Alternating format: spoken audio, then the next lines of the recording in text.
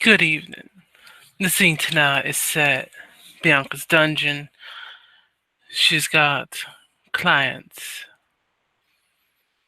Her focus, though, isn't on the pleasure she usually prompts from them or from herself with feeding. Tonight, no, while feeding is on her mind, a storm is brewing. She needs to make sure she's prepared. She carries on with her clients, feeding at the very end,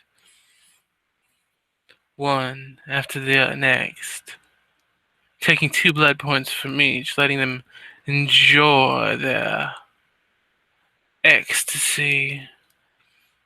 She digs her clawed hands into their chest. Mm. Maybe I'll wear these as well, at least on one hand. Make tearing somebody's throat out simpler, that's for sure, she thinks to herself.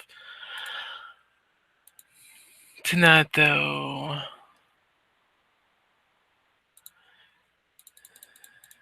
she's thinking. And this is her flashback, by the way. She's ready. Isabel gave her a call, a heads up. She knows what's coming. Hopefully she'll get to see her for a bit before dawn. She's busy with her primaging, though. Spending some quality time and getting her stuff ready at her home. Bianca's watching these people as she beats them, claws them, bites them, feeds from them. They've become nothing more than animals some nights. Simply a means to an end. As she finishes her second client, giving her 4 blood points for the night, she's content for the moment. Life is good. Means tomorrow she'll start a little more. Let's see. Yes, that's out of character. That gives her 9 blood points. Maybe I'll go to a club. And she, after everything's cleaned up, she has Miranda take her to the Gemini Club. It's simple, it's easy, it's in a relatively safe area, so she doesn't have to worry about fighting nearly as much.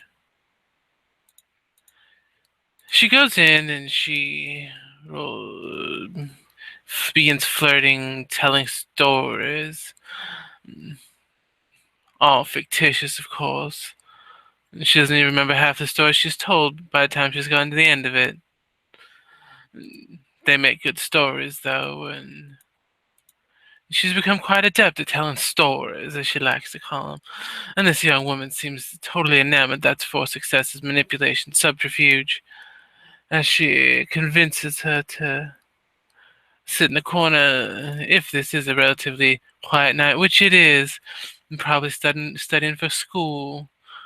Just started up again, so she easily finds a corner, nice and quiet, and sits across her lap and giggles and whispers in her ear. Such sweet nothings, my dear. Such sweet nothings. And she runs her hand up the back of her head as she does so, getting a handful of hair.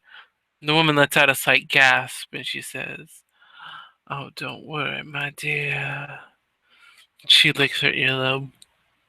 "You really like this part." And she kisses down her neck before sinking her fangs into and taking 2 more blood points, bringing her up to a maximum of 11. Once she's done savoring those 2, she licks the wound. The woman, in a state of ecstasy, she's not the prettiest. She's definitely just somebody who was a meal tonight. She's got high standards for people she wants to add to her hood. Hmm. Maybe someday, once you've learned to take care of yourself, my dear. And she gives her a quick kiss on the forehead and a pat on the cheek as she gets up and makes her way out.